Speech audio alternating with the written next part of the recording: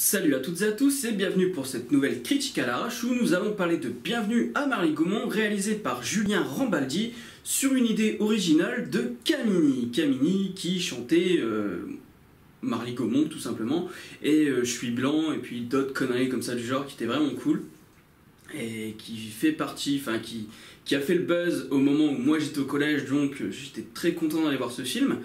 J'étais pas très au courant de cette sortie et en fait quand j'ai vu la bande-annonce, quand j'ai vu Bienvenue à Marly-Gaumont, j'ai tout de suite compris que c'était Camini et du coup je me dis il faut que j'aille voir ça. Donc je suis très content. c'est un beau cadeau que Camini fait, qui fait à sa famille, qui nous fait aussi à nous et c'est vraiment un très bel hommage qu'il fait à son père qui est décédé en 2009 et du coup à la base il voulait faire une série, une série dans un format de 5-10 minutes je crois par épisode ou quelque chose comme ça. Et quand son père est décédé, il s'est remis en question, il s'est dit c'était peut-être plus intéressant de voir cette histoire dans un autre format. Donc c'est drôle, il y a tout de suite l'humour de Camini. D'ailleurs ce qui est intéressant c'est qu'on a la vision de Camini adulte, c'est-à-dire dans l'écriture du scénario en lui-même.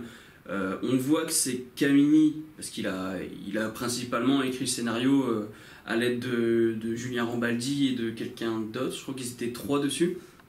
Et donc on voit le Camini adulte qui a un regard sur son père, sur son arrivée en France, et on a aussi le regard de Camini enfant, au travers de lui enfant, incarné par Byron Lebly, ou Lebly, je ne sais plus exactement. Et donc on a cette vision à la fois de l'adulte et de l'enfant et du coup on se met souvent à la place de Camini en fin de compte. C'est vraiment, on a toujours notre regard, le spectateur voit à travers les yeux de Camini et non pas à travers les yeux de son père, contrairement à ce qu'on pourrait croire. Même si ça se concentre beaucoup plus sur le père, du coup c'est sûr qu'on suit principalement le père, mais c'est Camini qui se fait une vision de son père en fin de compte. Donc c'est vraiment au travers des yeux de Camini qu'on découvre ça. Donc c'est drôle, c'est touchant, la BO aussi qui joue pas mal sur la corde sensible. Bien sûr le thème de l'intégration, ici il est complètement présent. Et ça se voit par exemple justement je disais que la BO était touchante, mais dans les choix de musique aussi, il y a de la musique qui peut être très bien africaine.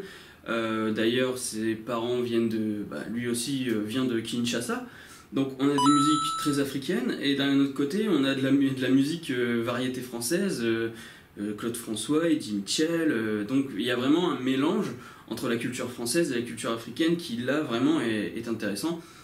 Et aussi on voit comment Camini s'est intégré, c'est mal intégré d'ailleurs parce que t'es dans les années 70. Des Renois, t'en vois pas beaucoup dans les petits villages, donc du coup c'est sûr que ça fait bizarre. Et donc ce qui est bien aussi, c'est de voir que c'est pas une éloge de son père. On voit quand même qu'il y a certains défauts, notamment sur ce principe d'identification. Tout de suite, en fait, le père veut s'intégrer, mais en rognant limite ses origines. Il veut pas qu'on parle le dialecte de Kinshasa, je sais plus le nom du dialecte, je suis désolé, c'est pas ma culture donc je connais pas très bien, mais il refuse qu'on parle ce dialecte là. Il renie toute sa culture en fait pour vraiment être intégré, pour être accepté en tant que français. Et le film, au fur et à mesure, essaye de te montrer que justement, être français, c'est pas nécessairement avoir une mentalité de français, c'est être toi-même, tout en t'adaptant à la culture française. Ça, j'en avais déjà parlé. Il y a beaucoup de films qui parlent de ça. Je sais plus, notamment oui, La Vache avec Jamel et je sais plus comment il s'appelle. Mais bon, j'en avais déjà parlé. Et puis le film fonctionne parce qu'il est bien rythmé, il y a des belles images. Bon, c'est de la c'est de la réalisation plutôt classique, c'est académique. Mais il y a quand même des images qui sont intéressantes. Et comme le film est bien rythmé, tu rentres tout de suite dedans en fait. Tu demandes pas à ce que la réalisation soit grandiose, qu'il y ait une lumière magistrale ou quoi. Donc l'image, la réalisation, ça fait son taf. c'est drôle, c'est touchant. Le dosage entre l'humour et l'émotion fait que l'humour, tu tombes pas dans la caricature, et que l'émotion, tu tombes pas dans le pathos abusif, comme tu peux voir dans certains films ou certains téléfilms d'M6 qui tirent un maximum sur la corde sensible, et du coup t'y crois plus parce que la corde a pété tout simplement. Et puis ce côté feel good, ce côté justement authentique, il est feel good tout en ayant une sorte d'authenticité, c'est-à-dire qu'en fait bien sûr c'est un peu fantasmé, mais t'es pas si loin que ça dans la réalité en fait. Tu te demandes même si par exemple on le voit dans la bande-annonce, quand t'as le père de Kamini qui se fait tirer dessus au loin par le gars qui est dans son champ, à mon avis c'est vrai, tu vois. Et ça m'étonnerait pas que ce soit vrai. Donc il y a ce côté un peu, je vais pas dire conte de fées, mais un peu fabulé, mais en même temps il y a un côté authentique qui se joue, notamment grâce aux acteurs. Alors je regarde ma fiche parce que je vais tout oublier sinon. Il y a Marc Zinga qui joue le père de Kamini, qui lui, il dégage un de ces trucs dans ce film que j'avais déjà repéré dans Les Rayures du Zèbre, que je vous conseille de voir, avec Benoît Poulvord, et qui te montre un peu comment ça fonctionne d'aller chercher un joueur, ça tombe en plein avec l'Euro, en plus c'est impeccable, comment un recruteur fait pour aller chercher un joueur en Afrique, pour le recruter, etc. Donc Les Rayures du Zèbre à ce niveau-là c'était pas mal, et je retrouve le côté de Marc Zinga qui était très intéressant dans ce film. Ensuite on a Aïssa Meiga. Waouh! Alors elle, déjà qu'elle est magnifique, mais en plus de ça elle pétille, elle a un caractère, elle a du tempérament, enfin vraiment c'est... t'es là, t'es scotché quoi, à la fois parce qu'elle est magnifique, mais en même temps parce qu'elle te sort un personnage mais puissant, qui a vraiment...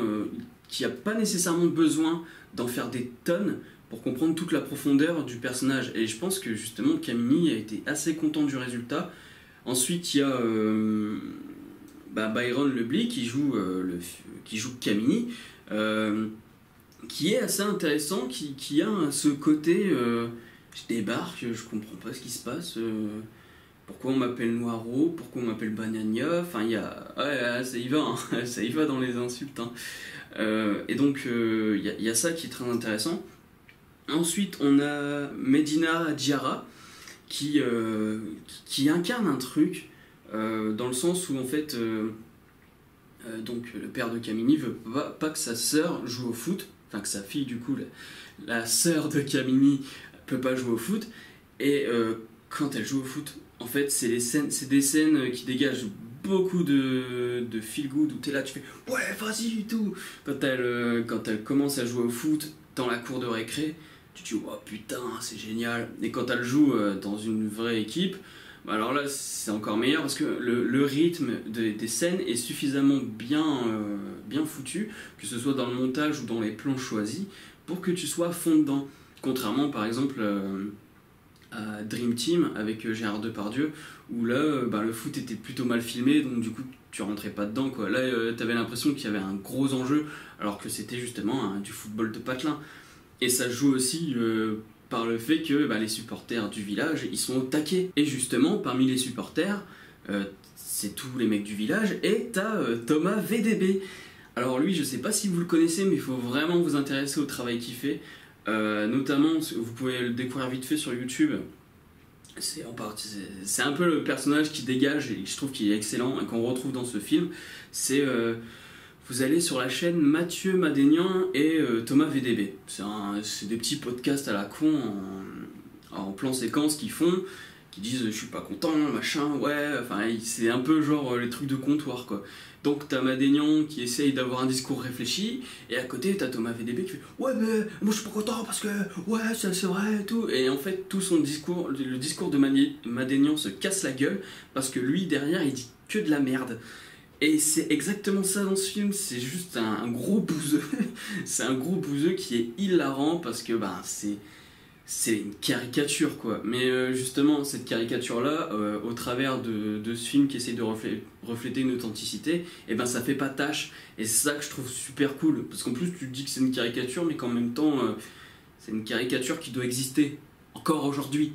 Alors, désolé pour les amis de la campagne qui me matent, mais enfin, peut-être qu'il y en a encore des comme ça, hein. Peut-être pas dans le vôtre de village, mais je pense qu'il y en a encore des comasses. Et puis il y a Jonathan Lambert qui joue une pourriture, mais un conservateur à la con qui doit être entre l'extrême droite et la droite, tu sais pas exactement. En même temps, tu sais pas si c'est raciste. À la base, tu sais pas en fait si le mec il est raciste ou si c'est juste pour gagner les élections qu'il fait ça.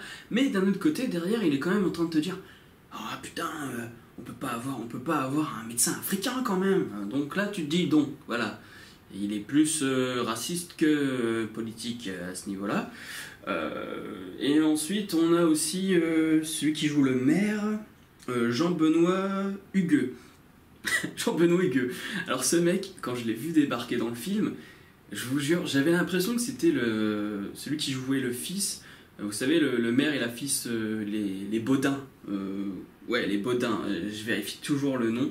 Les Baudin, vous savez, c'est genre le fils à maman qui vit avec sa mère, qui sont encore, t'as l'impression, enfin, c'est des vieux bouseux, voilà, cons, mais vraiment la caricature, hein. Les Baudin, si vous connaissez pas, il faut vraiment regarder, c'est trash, c'est dégueulasse.